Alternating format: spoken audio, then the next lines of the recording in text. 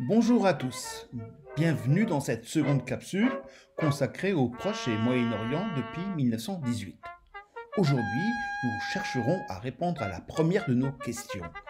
Quels sont les facteurs de conflit au Proche et au Moyen-Orient? Il s'agira de déterminer les principaux facteurs qui sont à l'origine des tensions au Proche et au Moyen-Orient.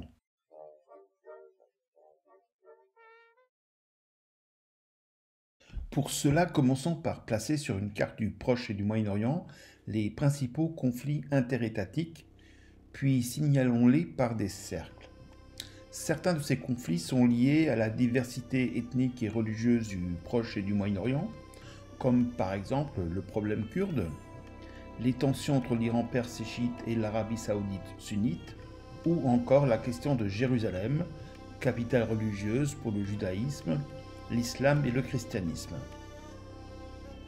Plaçons donc sur notre carte des conflits d'abord les principaux groupes ethniques majoritaires. Les Arabes sont avec environ 200 millions d'individus le peuple majoritaire. Viennent ensuite les Perses ou Iraniens, soit 65 millions de personnes, autant que les Turcs. Enfin, les Kurdes, avec 30 à 35 millions d'habitants, sont la minorité la plus importante de la région. Présents en Turquie, en Syrie, en Irak et en Iran, ils revendiquent la création d'un État autonome, le Kurdistan, ce qui explique les persécutions et les discriminations dont ils font l'objet de la part des pays concernés. Autre source de conflit, la question religieuse. L'islam est la religion la plus répandue, cependant divisée en deux tendances. Les sunnites sont majoritaires et contrôlent les villes saintes de Médine et de la Mecque en Arabie saoudite. Les chiites, qui sont l'autre tendance, sont présents en Iran, en Irak et au Yémen. Les chrétiens sont dispersés en différentes communautés. Certaines reconnaissent l'autorité du pape, d'autres sont des églises autonomes de rite orthodoxe. Enfin, les juifs sont plus de 6 millions au Moyen-Orient, très majoritairement en Israël. La création de l'État d'Israël et la colonisation juive de la Cisjordanie est un des facteurs de tension avec les pays arabes de la région. D'autres conflits de cette région ont pour origine les ressources. Celles-ci sont convoitées par différents acteurs, qu'ils soient locaux ou internationaux. Deux ressources sont plus particulièrement convoitées, d'un côté l'eau et de l'autre les hydrocarbures. L'essentiel des ressources en eau de la région sont concentrées dans les vallées fluviales. Le Nil en Égypte, le Tigre et l'Euphrate qui s'étendent de la Turquie vers l'Irak à travers la Syrie, enfin la vallée du Jourdain qui partage ses eaux entre Israël, la Jordanie et la Cisjordanie. Ces vallées accueillent de fortes concentrations humaines car elles permettent l'irrigation pour l'agriculture et l'approvisionnement en eau des villes. La croissance démographique et la hausse du niveau de vie, suite au développement, ont entraîné une explosion de la consommation d'eau par tête. Les tensions naissent, suite au partage de l'eau, entre l'agriculture d'un côté, les besoins de l'industrie, sans compter les citadins des grandes mégalopoles de la région. Le partage de l'eau est également à l'origine de tensions permanentes entre États riverains. C'est le cas entre le Soudan et l'Égypte, qui se disputent les eaux du Nil, de la Syrie, de la Turquie et de l'Irak à propos des eaux du Tigre et de l'Euphrate, ou encore le bassin du Jourdain, qui est une véritable pomme de discorde entre Israéliens, Syriens et Palestiniens.